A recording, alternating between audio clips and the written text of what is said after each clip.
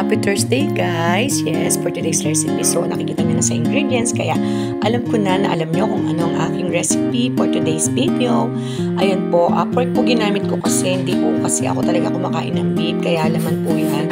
Tsaka gulay lang po talaga yung ano ko dyan, type ko sa kare-kare. Ayan, so prinay ko po ang talong. Yan, antay ko siyang medyo mag-brown-brown. So, para mas masarap, pinapry ko talaga talong. Ayan ang aking prepare na talong. So, na-fry ko na siya, then set aside ko na siya. So, shortcut na ako guys. So, ito na ang ating pakare-kare. Ayan guys, super creamy. Super lapot niya po guys. Ayan. So, ang kare-kare naman po is talagang nagkakatalo sa bagoong. So, bumili lang po ako ng ready-made na bagoong sa Baliwag kasi type ko yung lasa niya.